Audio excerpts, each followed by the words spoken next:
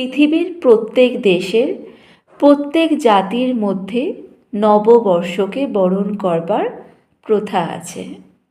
বর্ষের প্রথম দিনে আমরা নবজীবনের উন্মাদনা অনুভব করবার চেষ্টা করি। মানব মনে নতুনত্বের চির বাসনা লুকিয়ে আছে। তাই মানুষ নববর্ষে নতুন কিছু দেখার, নতুন কিছু শোনার, নতুন কিছু করার বা বলার জন্য উন্মুখ হয়। বর্ষ শেষে পিছনের দিকে তাকিয়ে আমরা লাভালাভের হিসাব নিকেশ শুরু করে দিই। গত বর্ষে কী পেলাম, কী হারালাম, কী জানলাম, যা পাইনি, যা হারিয়েছি, যা জানিনি, সেসব পুনরুদ্ধারের জন্য আমরা নববর্ষে সংকল্প বাক্য উচ্চারণ করি। নতুন উৎসাহ ও উদ্দীপনার দ্বারা আমরা নবযাত্রা শুরু করি। ঈশ্বরের কাছে প্রার্থনা করি আমাদের সংকল্প যেন অটুট থাকে। বর্ষবরণ ধর্মীয় অনুষ্ঠান নয়, তবে প্রাচীন ব্যাবিলনীয়নরা নববর্ষ ভগবানের কাছে তার দান পরিশোধ করবার প্রতিজ্ঞা করত। প্রাচীন রোমানরা তাদের ভগবান জানসুর কাছে নানা প্রতিজ্ঞা করত। এই জন্য প্রথম মাসের নাম হলো জানুয়ারি। খ্রিস্টানদের মধ্যে বর্ষারম্ভে ভগবানের কাছে সৎ সংকল্প রক্ষার জন্য প্রার্থনার পদ্ধতি আছে। ইহুদিদের মধ্যে নববর্ষে সারা বছরের অসৎ কর্মের জন্য ক্ষমা প্রার্থনার রীতি আছে। হিন্দু বণিকরা নববর্ষে নতুন খাতা মন্দিরে নিয়ে গিয়ে পূজা করে, যাতে ব্যবসায় উন্নতি হয়। নববর্ষের সঙ্গে ধর্মের বিশেষ সংযোগ না থাকলেও এটি একটি আনন্দের দিন। এই নতুন দিনটিকে স্মরণীয় ও বরণীয় করবার জন্য অনেকে বোটানিক্যাল গার্ডেনে পিকনিক করতে যায়, কেউ বা কচিকাঁচাদের নিয়ে চিড়িয়াখানায় যায়, কেউ বা সেজে গুজে আত্মীয় স্বজনদের সঙ্গে দেখা করতে যায়, কেউ ধর্মস্থানে দেবদর্শনে যায়, আবার বহু লোক কাশীপুর উদ্যান বাটিতে যায়, যেখানে 1886 সালের 1 জানুয়ারি শ্রীরামকৃষ্ণ কল্পতরু হয়ে ভক্তদের আশীর্বাদ করেছিলেন। আজ আমি বলবো সেই ভগবানের কথা, আমাদের সেই পরম প্রিয় ঠাকুরের কথা। 1 জানুয়ারি বহু লোক কাশীপুর উদ্যান বাটিতে যায়, যেখানে 1886 সালের 1 জানুয়ারি শ্রীরামকৃষ্ণ কল্পতরু হয়ে ভক্তদের আশীর্বাদ করেছিলেন। আজ আমি বলবো সেই ভগবানের কথা, আমাদের সেই পরম প্রিয় ঠাকুরের কথা। ঠাকুর প্রায় 130 বছর গত হয়েছে, তবুও ঠাকুরের জীবনের সঙ্গে জড়িত 1886 সালের 1 জানুয়ারির ঘটনাটি পৃথিবীর অগণিত মানব মন থেকে বিস্মিত হয়ে যায়নি। তার প্রমাণ কাশীপুর উদ্যানবাটির কল্পতরু উৎসব। এই দিনটিতে সকাল থেকে সন্ধ্যা পর্যন্ত লক্ষ লক্ষ নরনারী তাঁদের প্রাণের প্রার্থনা কল্পতরু শ্রীরামকৃষ্ণকে জানাবার জন্য দীর্ঘ লাইনে ঘন্টার পর ঘন্টা দাঁড়িয়ে থাকেন। এই কল্পতরু দিনটি এখন আমাদের ধ্যানের বিষয়। ধ্যানের ক্ষমতা অপরিসীম, এ কোনো কালের দ্বারা বদ্ধ নয়। ধ্যানের দ্বারা অতীতের ঘটনা মানসপটে জীবন্ত বর্তমান রূপে প্রতিভাত হয়। 1 জানুয়ারি ধ্যানকালে আমরা মনশ্চক্ষু দিয়ে বা কল্পনার আলোকে দেখি ঠাকুর শ্রীরামকৃষ্ণ কাশীপুরের উদ্যানবাটির ওপরের ঘরে দুর্বল শরীর নিয়ে বিছানায় শুয়ে মায়ের নাম করছেন। ও ভক্তদের মঙ্গল চিন্তা করছেন।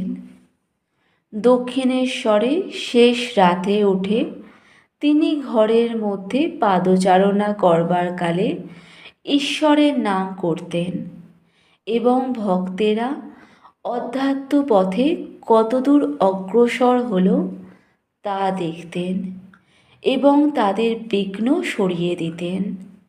ঠাকুর সত্যি ভক্তদের ভালোবাসতেন, কারণ তিনি দেখেছিলেন ভক্ত ভাগবত ও ভগবান এক। ভক্ত না থাকলে ভগবান কার সঙ্গে লীলা করবেন?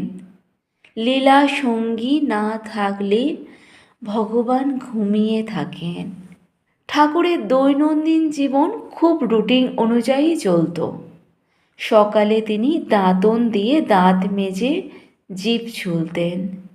সেবক শশী মহারাজ ঠাকুরকে মুখ ধুতে সাহায্য করতেন। ঠাকুর মুখ খুব পরিষ্কার রাখতেন, কারণ ওই মুখ দিয়ে ভগবানের নাম হয় কি না। তারপর একটু ফলের রস বা দুধ খেলেন। গলায় ক্যান্সারের জন্য সলিড ফুড খেতে পারতেন না। দুপুরে শ্রীমা সুজির পায়েস বা পালোর পায়েস খাওয়ালেন। তারপর একটু বিশ্রাম করে ভালো বোধ করায় বেলা 3টে নাগাদ রামলালকে বললেন, দেখ রামলাল, আজ ভালো আছি বলে মনে হচ্ছে, তা চল একটু নিচে বেরিয়ে আসি। আগে হ্যাঁ, আপনি তো ভালোই আছেন, চলুন যাই। ঠাকুর তখন লাল পেরে ধুতি, একটি পিরান, লাল পাড় বসানো একখানি মোটা চাদর, কান ঢাকা টুপি ও চটি জুতা পরে হাতে একখানি ছড়ি নিলেন। তারপর সেবক লাটু ও রামলালকে ধরে আস্তে আস্তে সিঁড়ি দিয়ে নিচে নামলেন। যেই ভক্তেরা ঠাকুরকে বাগানের রাস্তায় দেখলেন, তখন সব ছুটে এসে তাঁর সঙ্গে হাঁটতে শুরু করলেন।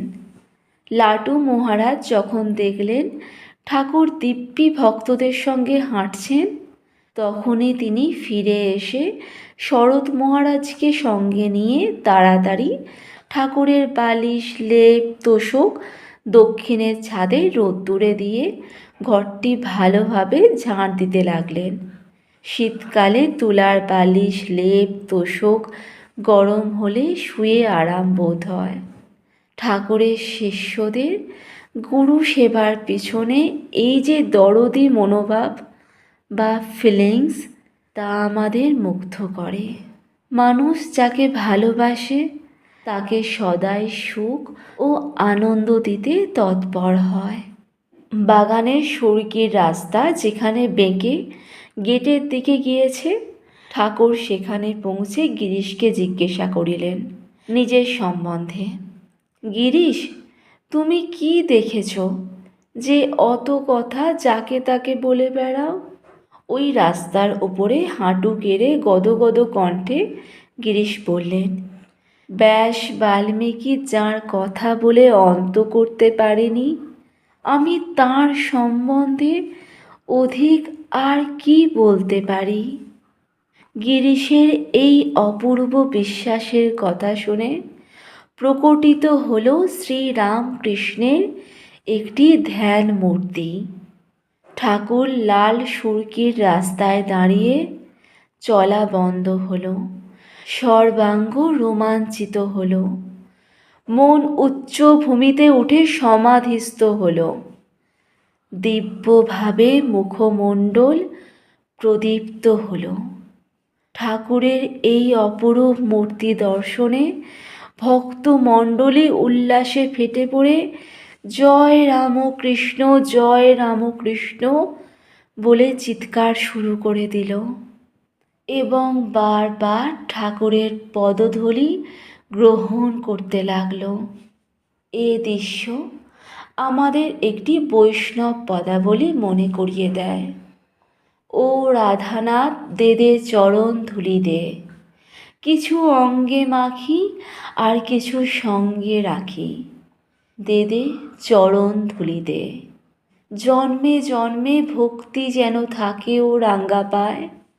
ও রাধানাথ, দে দে চরণ ধুলি দে। আফসোস হয় তখন যদি কোনো ভক্ত ঠাকুরের ওই সমাধি মূর্তির একটা ছবি তুলে রাখত, তাহলে কি সুন্দর হতো। আবার মনে হয় ছবি পেলে আমরা কল্পনার সীমাহীন আনন্দ থেকে বঞ্চিত হতাম। যা হোক, ঠাকুর অন্তর্দশা থেকে অর্ধবাহ্য দশায় নেমে এসে হাসি মুখে সকলের দিকে চেয়ে তিনটি কথা বললেন। তোমাদের কি আর বলিব, আশীর্বাদ করি তোমাদের সকলের চৈতন্য হোক। মনে রাখতে হবে, এই দিনটিতে তিনি শেষবারের মতো ঘরের বাইরে সর্বসমক্ষে দর্শন দেন, সকলকে একসঙ্গে আশীর্বাদ করেন এবং সর্বসাধারণের প্রতি শেষ বাণী উচ্চারণ করেন। অবশ্য এরপরও ঠাকুর ব্যক্তিগতভাবে অনেককে আশীর্বাদ করেছেন ও উপদেশ দিয়েছেন। আমরা এবার ঠাকুরের এই তিনটি উক্তির ওপর ধ্যান করব। একে বলে বাণীর ধ্যান। প্রথম, তোমাদের কি আর বলিব। 1879 থেকে 1885 পর্যন্ত অন্তরঙ্গ শিষ্য ও ভক্তেরা ঠাকুরের দিব্য সঙ্গ লাভ করেছে এবং তাঁর বাণী শুনেছে। ভাগ্যবান সিং কথামৃতে ঠাকুরের 177 দিনের কথোপকথন লিপিবদ্ধ করেছেন। ঠাকুরের কত উপদেশ ও ঘটনা আমরা হারিয়েছি, তার ইয়ত্তা নেই। প্রাচীন প্রবাদ আছে, রাজহংস মৃত্যুকালে সরবে বিদায় সঙ্গীত পরিবেশন করে। এই প্রবাদ থেকে সং কথাটা এসেছে। এই কথার প্রকৃত তাৎপর্য হচ্ছে কোনো প্রখ্যাত ব্যক্তির জীবনের শেষ উল্লেখযোগ্য কর্ম বা উক্তির প্রকাশ। রাজহংসের মতো পরমহংস ঠাকুর শ্রীরামকৃষ্ণ ভক্তদের বলতে চাইলেন, দেখো, বিগত 7-8 বছর ধরে আমি ক্রমাগত তোমাদের উপদেশ দিয়েছি, তারপর এক নাগাড়ে কথা বলে ও লোকের পাপ নিয়ে আমার গলায় ক্যান্সার। বেশি কথা বলার আর সামর্থ্য নেই। এখন জীবন সাহান্যে আসল কথাটা বলছি, মন দিয়ে শোনো। ঠাকুর লোক বুঝে উপদেশ দিতেন। এক ব্যক্তি ঠাকুরকে বললেন, এক কথায় জ্ঞান দিন। ঠাকুর উত্তরে বললেন, ব্রহ্ম সত্য, জগৎ মিথ্যা। অপর একজনকে বলেছিলেন, যদি 1000 কথায় বুঝতে চাও, কেশবের কাছে যাও। যদি এক কথায় জানতে চাও, এখানে এসো। দ্বিতীয়, আশীর্বাদ করি।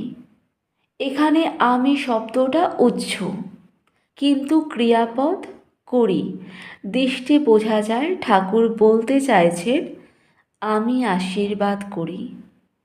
ঠাকুর আমি আমার শব্দদ্বয় উচ্চারণ করতে পারতেন না, কারণ অহংকার সমূলে তাঁর মন থেকে উৎপাটিত হয়েছিল। ঠাকুরের আমি জগদম্বার বা ঈশ্বরের আমির সঙ্গে এক হয়ে গিয়েছিল। 28শে নভেম্বর 1883 ঠাকুর অসুস্থ কেশব সেনকে দেখতে গিয়েছিলেন। কেশবের মা ঠাকুরকে কেশবের আরোগ্যের জন্য আশীর্বাদ করতে বলায় ঠাকুর গম্ভীর স্বরে বললেন, আমার কি সাধ্য, তিনিই আশীর্বাদ করবেন।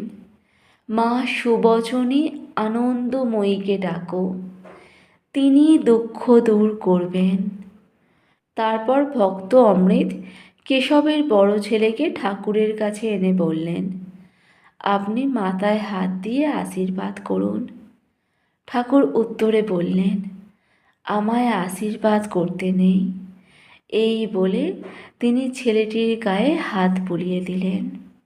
স্বামী শারদানন্দ লিখেছেন, নির্বিকল্প সমাধি লাভের পর ঠাকুরের ভিতরে ছোট আমি বা কাঁচা আমিটার একেবারে লোপ হয়েছিল, আর যে আমিত্বটুকু ছিল সেটি আপনাকে বড় আমি বা পাকা আমিটার সঙ্গে চির সংযুক্ত দেখিত। কখনো আপনাকে দেখিত সেই বিশ্বব্যাপী আমিটার অঙ্গ বা অংশ, আবার কখনো তাহার নিকটতম দেশে উঠিয়া সেই বিশ্বব্যাপী আমিতে লীন হইয়া যাইত। এই পথেই ঠাকুরের সকল মনের সকল ভাব আয়ত্তীভূত হইত। কারণ ওই বড় আমিকে আশ্রয় করিয়াই জগতে সকলের মনের যত প্রকার ভাব উঠিতেছে, ঠাকুর ওই বিশ্বব্যাপী আমিকে আশ্রয় করিয়া অনুক্ষণ থাকিতে পারিতেন বলিয়াই বিশ্ব মনে যত ভাব তরঙ্গ উঠিতেছে সকলই ধরিতে ও বুঝিতে ঠাকুর সক্ষম হইতেন। এইরূপ উচ্চ অবস্থায় ভগবানের অংশ আমি ঠাকুরের এই ভাবটি ক্রমশ লীন হইয়া যাইত এবং বিশ্বব্যাপী আমি বা শ্রী শ্রী জগৎ মাতার আমিত্বই ঠাকুরের ভিতর দিয়া প্রকাশিত হইয়া নিগ্রহানুগ্রহ সমর্থ গুরুরূপে প্রতিভাত হইত। কাজেই ঠাকুরকে দেখিলে তখন আর দিনের দিন বলিয়া বোধ হইত না। তখন ঠাকুরের চাল চলন, অপরের সহিত ব্যবহার প্রভৃতি সমস্ত ক্রিয়াকলাপই অন্য আকার ধারণ করিত। তখন কল্পতরুর মতো হইয়া তিনি ভক্তকে জিজ্ঞাসা করিতেন, তুই কি চাস? যেন ভক্ত যাহা চাহেন তাহাই তৎক্ষণাৎ অমানসী শক্তি বলে পূরণ করিতে বসিয়াছেন।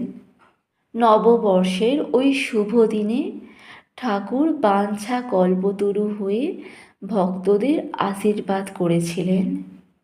এ আশীর্বাদ ছিল অমোঘ। ঠাকুর যে শুধু ওই একদিনের জন্যই কল্পতরু হয়েছিলেন এ কথাও ঠিক নয়। ইহার বহু পূর্বেই স্বামীজি বলেছিলেন, দক্ষিণেশ্বরের গোড়ারায় সব দিতে পারে। এখনও তিনি বহু ভক্তের আন্তরিক প্রার্থনা শোনেন ও পূরণ করেন।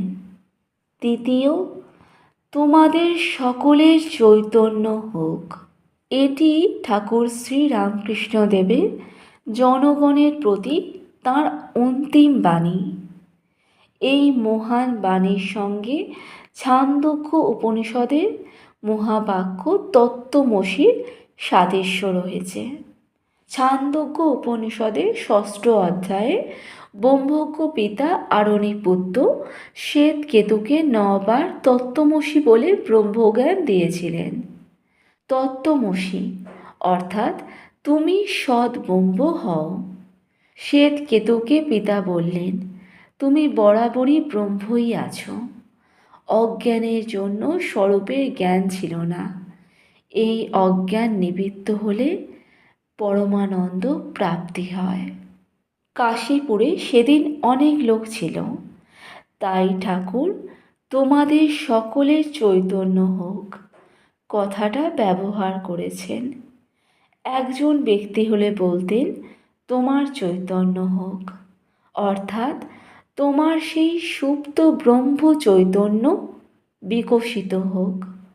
উপনিষদের তত্ত্বমসি আর ঠাকুরের তোমার চৈতন্য হোক, এদের মধ্যে শব্দের পার্থক্য, অর্থের পার্থক্য নেই।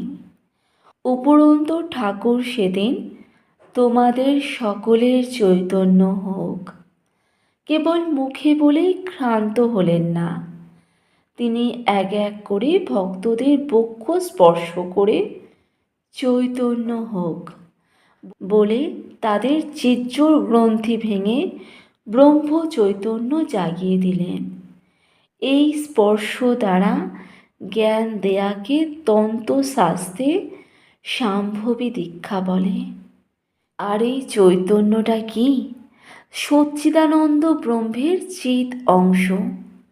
এই চিতের দ্বারা সব কিছুর জ্ঞান হয়। উপনিষদের ভাষায় কস্মিন্নু বিজ্ঞাতে সর্বমেদং বিজ্ঞাতং ভবতি। কাকে জানলে সব জানা যায়। ইনি ব্রহ্ম, ইনি জ্যোতিষাং জ্যোতি, অর্থাৎ আলোর আলো। তস্য ভাষা সর্বমেদং বিভাতি। তাঁর আলোয় নক্ষত্র, চন্দ্র, সূর্য, বিদ্যুৎ, অগ্নি সব আলোকিত। ঠাকুর বলছেন, চৈতন্য না লাভ করলে চৈতন্যকে জানা যায় না। চৈতন্য না হলে বৃথা মানুষ জন্ম। তাই ঠাকুর ওই নববর্ষের দিন ভক্তদের চৈতন্য জাগিয়ে দিলেন। এই চৈতন্যই জ্ঞান। জ্ঞান কাকে বলে? ঠাকুর বলছেন, স্বস্বরূপকে জানা আর তাতে মন রাখা। ঠাকুর বলছেন, জ্ঞানদীপ জেলে ঘরে ব্রহ্মময়ীর মুখ দেখো না। জ্ঞান লাভের পর সংসারে থাকলে ভালো মন্দ, নিত্য অনিত্য সব দেখতে পায়। জ্ঞানের লক্ষণ অনুরাগ, কুণ্ডলিনী শক্তি জাগরণ।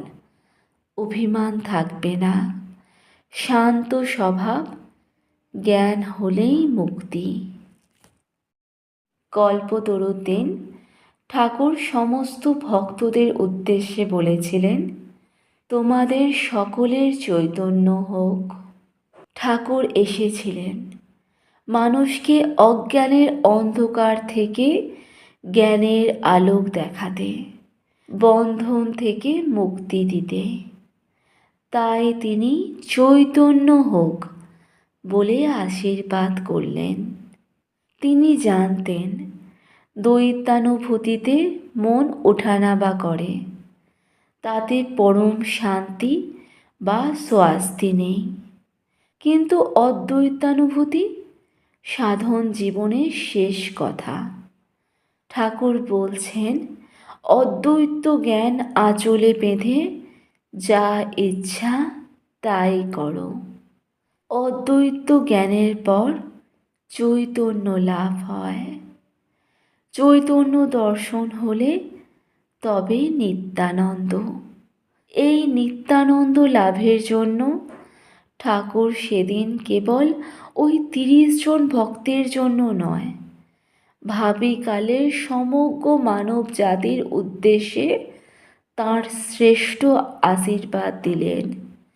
ধর্ম, অর্থ, কাম ও মোক্ষ, এই চতুর্বর্গের মধ্যে মোক্ষ বা মুক্তি পরম পুরুষার্থ।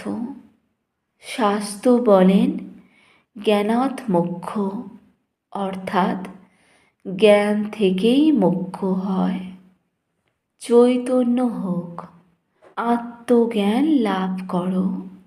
এটি ঠাকুরের আশীর্বাদের মূল উদ্দেশ্য। আত্মা ও ব্রহ্ম এক। উপনিষদে আছে, এই ব্রহ্মই জীবের পরম গতি, পরম সম্পদ, পরম লোক ও পরম আনন্দ।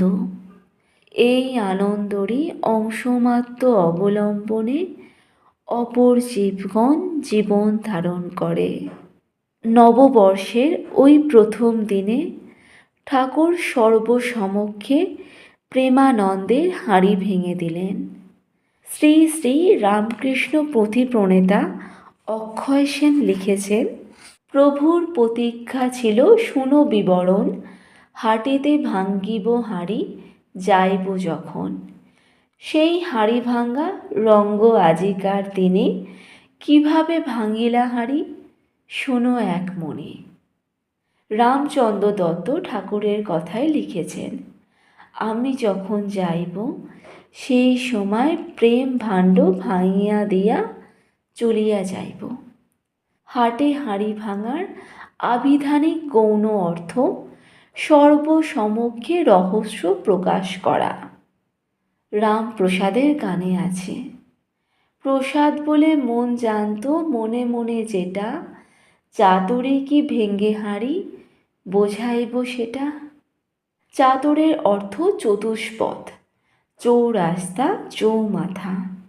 হাটে হাঁড়ি ভাঙার ভাবার্থ হবে বাজারের মধ্যে মাটির হাঁড়ি ভেঙে গেলে তার ভিতর লুকানো বস্তু সব বেরিয়ে পড়ে। সেই সামগ্রী আর বিক্রি হয় না, জনগণ সব লুটে পুটে নেয়। যেমন হরি লুটে সবাই আনন্দে বাতাসা কাড়াকাড়ি করে খায়। পয়লা জানুয়ারি কাশীপুরের ওই লাল সুরকির রাস্তার ওপর দাঁড়িয়ে ঠাকুর কল্পতরু হয়ে আশীর্বাদ করে ভক্তদের সামনে তাঁর প্রেম ভাণ্ড ভেঙে দিলেন। সবাই প্রেমানন্দের হিল্লোলে, ভক্তেরা তখন কেউ কেউ মত্ত ভাবিত, স্তব্ধ ভাবিত, আত্মরাম ভাবিত। কেউ তখন আনন্দে মত্ত, কেউ বিস্ময়ে স্তব্ধ ও কেউ আত্মাতে তুষ্ট হয়ে গেল। ঠাকুরের সেই অমোঘ আশীর্বাদে ভক্তেরা ব্রহ্মানন্দ সাগরে হাবুডুবু খেতে লাগলো। স্থান কাল পাত্র ভুলে আনন্দে তাদের কেউ হাসল, কেউ কাঁদল, কেউ চিৎকার করে লোক ডাকতে শুরু করলো। এটি পরম প্রেমের লক্ষণ। ঠাকুর বলতেন, শুদ্ধ জ্ঞান ও শুদ্ধ প্রেম এক। রামচন্দ্র দত্ত লিখেছেন, ভক্তদিগের সেই আনন্দের আর অবধি ছিল না।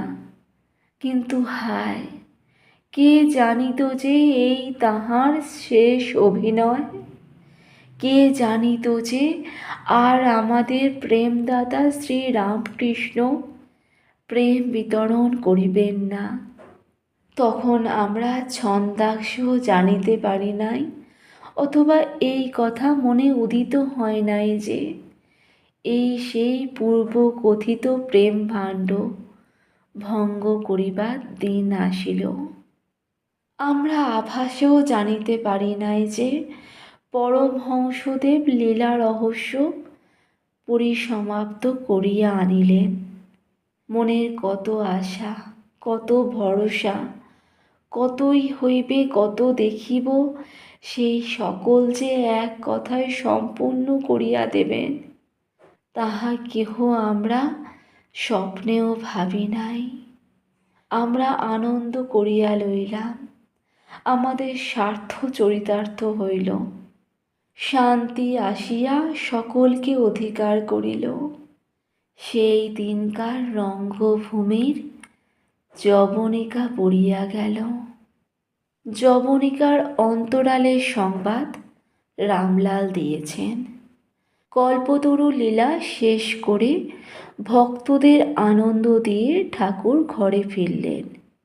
নীলকণ্ঠ যেমন বিশ্বের বিষ পান করে সৃষ্টিকে রক্ষা করেছিলেন, ঠাকুর তেমনি সেদিন ভক্তদের পাপ নিজ দেহ শোষণ করে জ্বলতে লাগলেন। তিনি রামলালকে বললেন, ওরে রামলাল, হাত পা জ্বলে গেল রে, গঙ্গা জল আন, শিগগিরি আন। সেই শীতের সন্ধ্যায় রামলাল ঠাকুরের হাতে পায়ে গায়ে গঙ্গা জল দিয়ে হাত বোলাতে লাগলেন। ঠাকুর বললেন, দেখ না, আমি এসেছিলুম গোপনে 2-4 জন অন্তরঙ্গ নিয়ে, আর রামচন্দ্র দত্ত এসে কেবল প্রচার করছে। যাকে তাকে নিয়ে এসে বলবে, একে ছুঁয়ে দিন, ভালো করে দিন, কত লোকের ভাড়া নেব, এই সব নিয়ে তো আমার এই হলো। গুরুর দেহ রক্ষা করবার জন্য গুরুগত প্রাণ নিরঞ্জন মহারাজ লাঠি নিয়ে নিচে সিঁড়িতে বসে পাহারা দিতে লাগলেন, যাতে ওপরে কোনো ভক্ত না যায়। 1886 সালের 1 জানুয়ারিতে ঠাকুরের এই লীলা ও বাণী আমাদের ধ্যানের বিষয়। এই দিনটিতে তিনি আত্মপ্রকাশ করে ভক্তদের অভয় দান করলেন, কল্পতরু হয়ে তাদের মনোবাঞ্ছা পূরণ করলেন, আর অনুকম্পাবশত তাদের হৃদয়ে জ্ঞানদীপ জ্বেলে দিলেন। ঈশ্বর তো কেবল একদিনের জন্য কল্পতরু হন না, তিনি সদাই কল্পতরু।